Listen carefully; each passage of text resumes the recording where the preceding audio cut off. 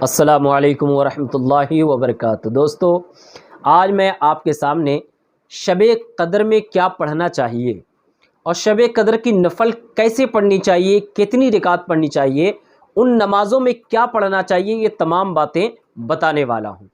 آقا علیہ الصلوۃ والسلام سے ام المومنین حضرت سیدتنا عائشہ صدیقہ رضی اللہ تعالی عنہا نے سوال کیا، یا رسول اللہ، اگر مجھے شب قدر نصیب ہو جائے، مل جائے، تو ہمیں کیا پڑھنا چاہیے؟ اللہ کے پیارے نبی صلی اللہ تعالی علیہ وسلم نے ارشاد فرمایا، اگر تمہیں شب قدر مل جائے تم یہ دعا پڑھو۔ وہ دعا آپ اپنی اسکرین پر بھی دیکھ سکتے ہیں، اللہم انک عفو تحب العفو فاعف عنی یا کریم۔ تو یہ دعا آپ پڑھ لیجئے۔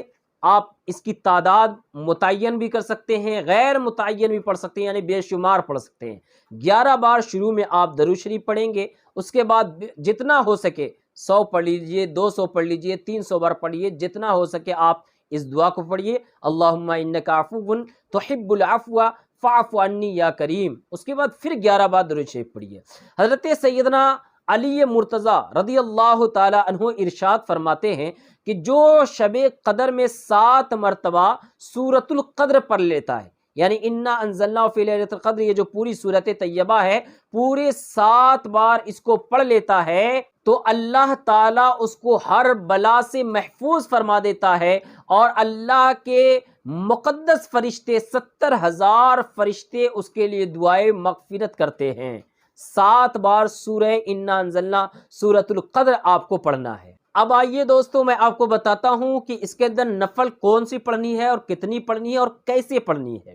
تو دوستو، اس میں جو قول آیا ہے اس میں علماء کرام نے فرمایا کہ اس میں 2 رکعت سے لے کر کے 1000 رکعت تک نمازیں پڑھی جا سکتی ہیں، اور معتدل قول یہ ہے کہ 200 رکعت نماز پڑھے جائیں۔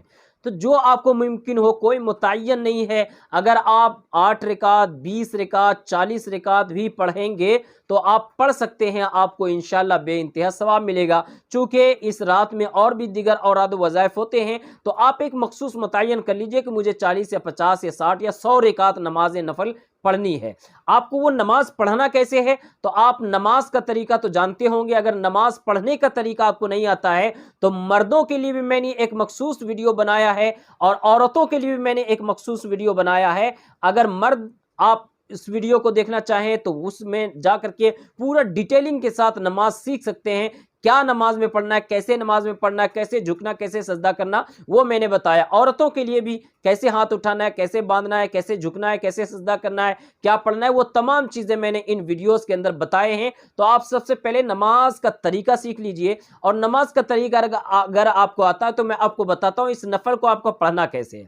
تو جیسے ہی آپ نے نیت کر لی، میں 2 رکعت نفل نماز کی نیت کرتا ہوں واسطے اللہ کی، منہ میرا کعبہ شریف کی جانب اللہ اکبر کہہ کے آپ ثنا پڑھیں گے۔ ثنا پڑھنے کے بعد آپ ایک بار سورۃ القدر پڑھیں گے، یعنی انا انزلناہ، اور اس کے بعد آپ رکوع کریں گے، سجدہ کریں گے، کھڑے ہو جائیں گے۔ اس کے بعد سورہ فاتحہ پڑھیں گے۔ سورہ فاتحہ پڑھنے کے بعد 3 بار سورہ اخلاص پڑھنا ہے، یعنی ہر نماز میں، ہر رکعت میں آپ کو اسی طرح ہر بار کرتے جانا ہے۔ یعنی پہلی رکعت میں سورہ فاتحہ کے بعد 1 بار سورۃ القدر پڑھنا ہے، اور دوسری رکعت میں سورہ فاتحہ کے بعد 3 بار قل هو اللہ پڑھنا ہے، سورہ اخلاص پڑھنا ہے۔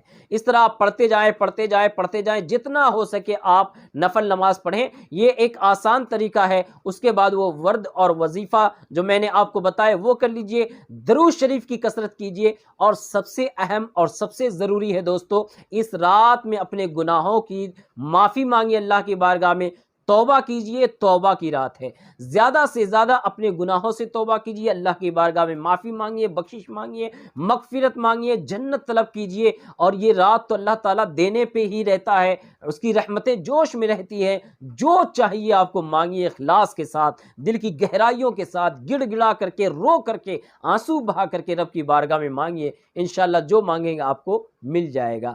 میرے دوست اور بزرگوں، اس رات میں آپ مجھے بھی خاص طور پہ دعاؤں میں یاد رکھیے، اور اگر آپ نے چینل کو سبسکرائب نہیں کیا تو چینل کو سبسکرائب کر لیجئے۔